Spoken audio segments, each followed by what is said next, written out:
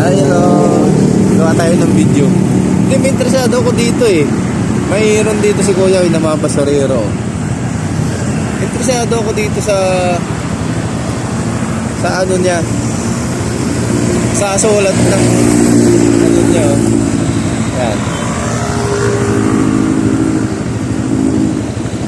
Oh, makiag.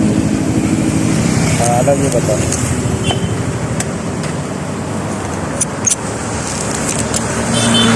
Ayan o. Oh, Maki Agi.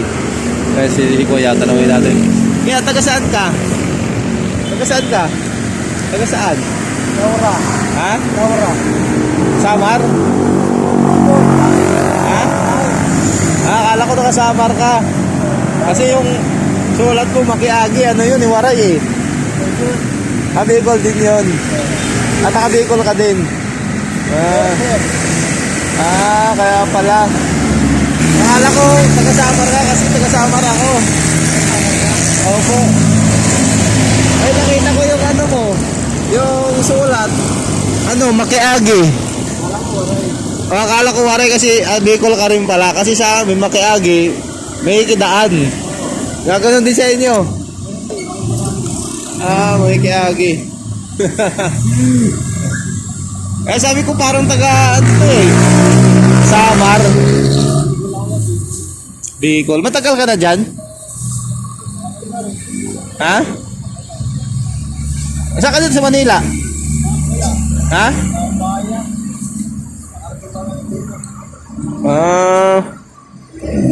Bigyan natin si Kuya.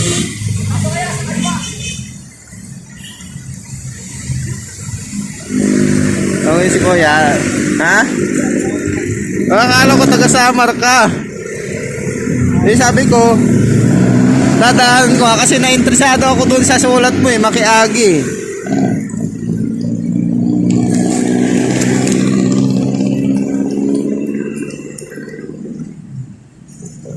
Yan si Kuya. Oo. Bicol kasi at saka Samar, magkalapit lang naman yan eh.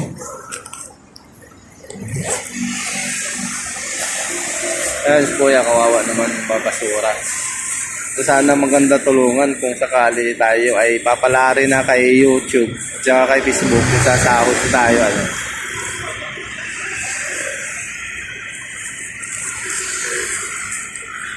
Kawawa naman sila. Interesado kasi. Dito ako na-interest sa ano mo eh, Maki Agi eh. Ayan o. Ayan mga kuboy kalsad natin, Maki Agi. O diba? Sa Waray yan, Waray. Waray na salita din niya. Nakala ko siya, nagkasama. Eh ngayon bibigyan natin si Kuya kahit pang bili wala ng munting bigas. Ayan, oh. Oo, pambili mo na lang ng pagkain. Pili ka ng bigas. Pasensya ka na, yan lang ha. Dahil sa susunod, pag magkita tayo. Oo. Okay, sige, no problem. Bill ka, walang ano man yan. Ibili mo ng pagkain. Binigyan natin si Kuya kahit paano. Kasi na-interest ako doon sa salita eh. Yung nakatatak doon na Maki Agi. Akala ko kasi talaga siya, taga Samar. Akala ko siya taga doon sa atin sa Samar.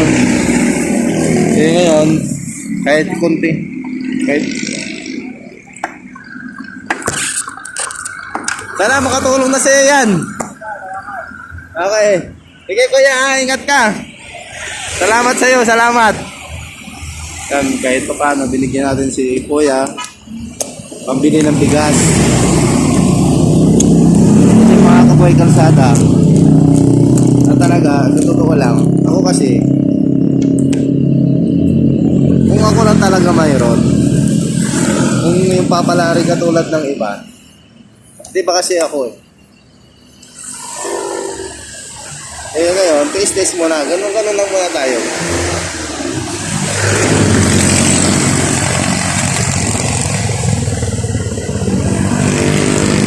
Dito na ako Kuya ha. Sige.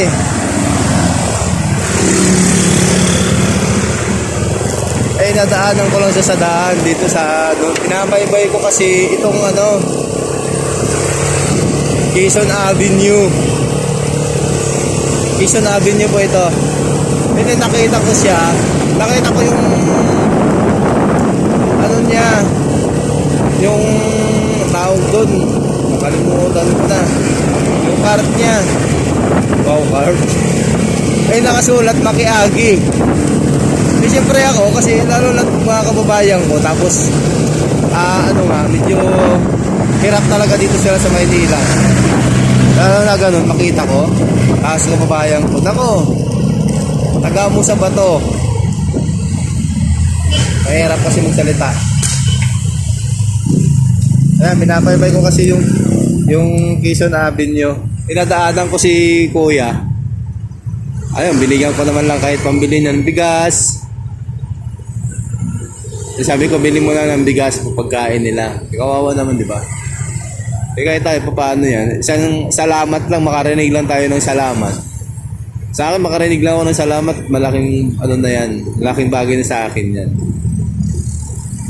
Ayun lang, mga kabuhay kalsada natin. At least, nariramdam ko din na marami akong kababayan dito sa Luzon. Eh, dito na rin tayo naninirahan, kaya